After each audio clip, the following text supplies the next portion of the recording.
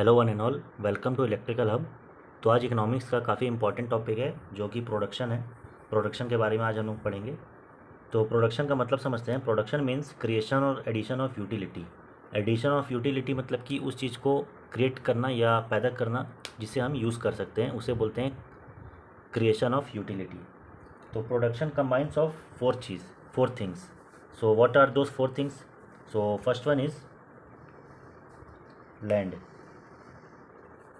second is labor, third one is capital, and the fourth one is organization. Land, labour, capital and organisation, इसके बिना production possible नहीं है।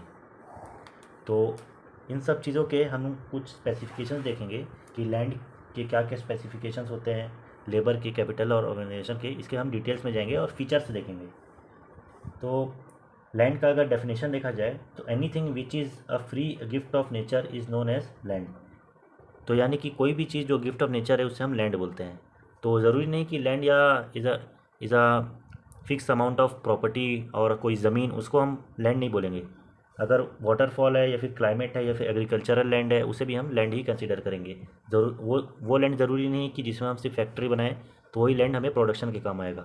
अगर वो agricultural land है तो भी हम उसे लैंड एज अ लैंड ही कंसिडर करेंगे। तो लैंड के कुछ कुछ फीचर्स हैं, जैसे कि पहला है fixed in supply. Fixed supply, land का जो सप्लाई है वो फिक्स्ड है, यानी कि अगर आपने 10 एकड़ ज़मीन खरीदा है एग्रीकल्चर के लिए तो वो 10 एकड़ ही रहेगा, वो सप्लाई में उसको आपको और ज़्यादा नहीं मिलेगा, ये फिक्स है। और सेकेंड है इसका इमोबाइल। इमोबाइल यानी कि आप उस लैंड को एक जगह से दूसरी जगह नहीं ले जा सकते। यानी कि अगर कोई लैंड आपका मध्य प्रदेश या तेलंगाना या किसी भी स्टेट में है, वो लैंड को आप उठा करके और कहीं नहीं ले सकते, वो फिक्स्ड है, वो हिलेगा नहीं। वैसे ही थर्ड है पैसिव फैक्टर है। पैसिव फैक्टर यानी कि मान लो अगर कोई फैक्ट्री है, एक लैंड में एक फैक्ट्री है, वो भी हम लैंड में ही कंसिडर करेंगे उसे। मान लो एक फैक्ट्री है जिसमें 10 लोग काम कर रहे थे, तो आपकी प्रोडक्शन 100 यूनिट थी। अगर उसमें उसी उतने ही लैंड में अगर 20 लोग काम करेंगे तो आपकी प्रोडक्शन हो सकती है 200 या 300 यूनिट हो जाए। तो इसका मतलब क्या हुआ? लैंड फिक्स रहेगा। फिक्स को ही पैसिव बोला जाता है, ठीक है।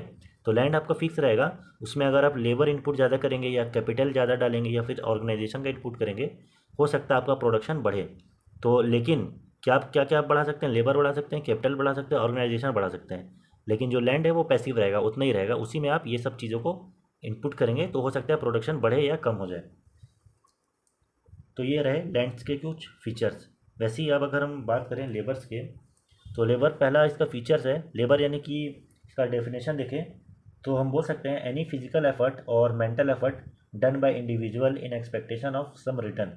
यानी कि किसी का भी दिमागी एफर्ट या फिर शारीरिक एफर्ट अगर वो किसी काम को देता है ताकि उसे बदले में कुछ पैसे मिल जाए या कोई रिवॉर्ड मिल जाए, उसको कहते हैं लेबर। जैसे कि मज़दूर, वो दिन भर काम करते हैं तो उनको बदले में पैसा मिलता है। या फिर अगर हम आईटी में हैं तो अगर हम सॉफ्टवेयर इंजीनियर हैं तो हमारा दिमागी मेहनत लगता है वहाँ पास। फिजिकल एफर्ट ज़्यादा नहीं लगता बट मेंटल एफर्ट ज़्यादा लगता है। वहाँ पे हम काम कर रहे हैं तो हमें पैसा मिलता है। तो we can consider all of them as a labour. तो लेबर के जो फीचर्स हैं वो हैं, पहला है मोबाइल, मोबाइल फैक्टर। जिस तरह लैंड इमोबाइल था जिसे हम एक जगह से दूसरी जगह हटा नहीं सकते, उसी तरह मोबाइल जो है, ये लेबर जो है वो मोबाइल फैक्टर है, यानी कि हम लेबर्स को एक जगह से दूसरी जगह शिफ्ट कर सकते हैं। वैसे ही labour differs in efficiency. Efficiency differs यानी कि हर लेबर की अपनी अपनी पोटेंशियल होती है। हर लेबर एक जैसा नहीं होता, सब लेबर्स की अलग अलग पोटेंशियल होती है, क्वालिटी होती है। और labour has a weak bargaining power. Third है, थर्ड अगर फीचर्स देखें तो वीक बार्गेनिंग पावर, इसका मतलब बहुत इंपॉर्टेंट है समझना हम लोग को। वीक बार्गेनिंग पावर मतलब कि अगर कोई जिसके पास कैपेबिलिटी कम है, यानी कि जैसे कि कोई मज़दूर है, दिहाड़ी मज़दूर है, उस वो जल्दी बार्गेन नहीं कर पाएगा, उसे सातों दिन काम करना पड़ेगा, ठीक है। यानी कि जो लेबर कमज़ोर होगा वो ज़्यादा एक्सप्लॉइट होगा। अगर कोई मज़दूर है जो दिहाड़ी है, जो रोज़ काम करता है, उसको सातों दिन काम करना पड़ेगा तभी उसे पैसा मिलेगा। उसी जगह अगर कोई सॉफ्टवेयर इंजीनियर है जो कि सॉफ्टवेयर डेवलपर है या कंप्यूटर में बैठ करके काम कर रहा है, वो मंडे टू फ्राइडे करेगा क्योंकि उसके पास काबिलियत है ज़्यादा पैसा कमा करके देने की। तो वीक बार्गेनिंग पावर होती है लेबर की, जो जितना कमज़ोर होगा उसकी बार्गेनिंग पावर उतनी कम होगी। ये होते हैं लेबर्स के कुछ फीचर्स। एक और है feature, supply curve of labour is backward bending. It means if the wages are too high, labour spends less times. यानी कि वही जो मैंने वीक बार्गेनिंग पावर में कहा वही है। अगर लेबर्स के वेजेस ज़्यादा रहेंगे, अगर कोई बड़ा मैनेजर है तो वो कम काम करेगा लेकिन उसे पैसा ज़्यादा मिलेगा। उसी जगह जो ज़्यादा काम करता है उसे पैसे कम मिलते हैं, और जो ज़्यादा काम करता है, जो ज़्यादा पैसे लेता है वो कम काम करता है। जैसे मैनेजर है वैसे ही कोई मजदूर है, वो ज़्यादा काम करेगा लेकिन पैसे कम मिलेंगे उसे। ये एक फोर्थ फीचर है जिसमें बोलते हैं कि supply curve of labour is backward bending. इसका मतलब कि कोई लड़का अगर कोई लेबर ज़्यादा काम करता है तो उसे पैसे कम मिलेंगे, और जो कम काम करता है उसे पैसे ज़्यादा मिलेंगे। ये होते हैं लेबर्स के स्पेसिफिकेशंस। लैंड और लेबर हो गया। अब थर्ड है कैपिटल।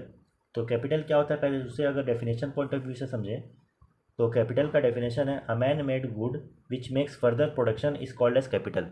यानी कि ऐसी चीज़ें जो प्रोडक्शन में आगे असिस्ट करती हैं या फिर प्रोडक्शन में हेल्प करती हैं उसे हम कैपिटल बोलते हैं।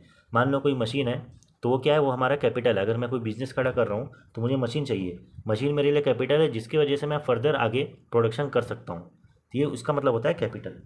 तो कैपिटल का कोई ऐसे प्रॉपर फीचर्स नहीं होते बट इसके टाइप्स होते हैं, जैसे कि फिक्स्ड कैपिटल्स। फिक्स्ड कैपिटल्स यानी कि आप मान लो कोई बड़ा फैक्ट्री इस्टेब्लिश किए तो वो आपका फिक्स कैपिटल है, वो आने वाले 10-15 साल तक वो वहीं के वहीं रहेगा, जिसकी वजह से आप आगे प्रोडक्शन हेल्प कर सकते हैं। सेकंड होता है वर्किंग कैपिटल। तो ये वर्किंग कैपिटल क्या होता है, चालू, यानी कि चालू पैसा जो होता है, यानी कि कोई भी मशीन जो एक दिन या 2 दिन या 1 महीने में उसको रिप्लेस कराना पड़ेगा, उसको बोलते हैं वर्किंग कैपिटल। वर्किंग कैपिटल पैसा भी हो सकता है, जैसे जो हम लेबर्स को देते हैं, स्टाफ्स को देते हैं, इलेक्ट्रिसिटी बिल पे करने के लिए देते हैं, रेंट पे करने के लिए देते हैं, उसको वर्किंग कैपिटल करते हैं बोलते हैं। अगर प्रोडक्शन होगा तो हम सामान बेचेंगे, सामान बेचेंगे तो जो रेवेन्यू मिलेगा उसमें से या फिर नेट इनकम से हम फिर से वही पैसा सर्कुलेट करेंगे, फिर लेबर को देंगे, फिर प्रोडक्शन करेंगे, फिर पैसा कमाएंगे, फिर जो बचेगा फिर लेबर को देंगे, तो ये एक सर्कुलेट करेगा, उसको बोलते हैं वर्किंग कैपिटल। और थर्ड होता है tangible and intangible. Tangible and intangible capital. अगर आप अकाउंट्स के स्टूडेंट हैं, कॉमर्स के स्टूडेंट हैं, तो आपको पता होगा टेंजिबल और इनटेंजिबल वो क्या होता है। टेंजिबल वो कैपिटल होता है जिसे हम छू सकते हैं, और इनटेंजिबल वो कैपिटल होता है जिसे हम छू नहीं सकते। इनटेंजिबल का अगर आपको एग्जांपल चाहिए तो हो सकता है, मैं आपको बता रहा हूँ, जैसे कॉपीराइट। अगर कोई किसी ने नॉवल लिखा है तो उसमें कॉपीराइट रहता है कि जिसने नॉवल लिखा है वो वही उसे बेच सकता है या फिर उसी का वो कॉपी बेच सकता है, और कोई उस कॉपी को नहीं बेच सकता। तो ये होता है इनटेंजिबल। या फिर गुडविल, या फिर मान लो रतन टाटा है, तो टाटा मोटर्स या टाटा के कोई भी प्रोडक्ट कैसे बिकते हैं, रतन टाटा का ट्रस्ट है उस पर, तो लोग अरे रतन टाटा का प्रोडक्ट है तो ट्रस्ट वर्दी है, इसे खरीद लेते हैं। ये होता है टेंजिबल, जिसे हम छू नहीं सकते, उसे बोलते हैं इंटेंजिबल कैपिटल्स। अब फोर्थ आता है ऑर्गेनाइजेशन। तो ऑर्गेनाइजेशन का अगर डेफिनेशन बोला जाए तो a group of people who work together for some common purpose is known as organisation. यानी कि कुछ लोग मिल करके एक कॉमन पर्पस के लिए या फिर प्रॉफिट के लिए एक साथ काम करते हैं, उसको बोला जाता है ऑर्गेनाइजेशन। तो ऑर्गेनाइजेशन अगर रहेगा तभी प्रोडक्शन आगे बढ़ेगा। ये होता है ऑर्गेनाइजेशन। तो ऑर्गेनाइजेशन के कुछ फंक्शंस होते हैं। पहला है कोऑर्डिनेट्स ऑल द एक्टिविटीज़।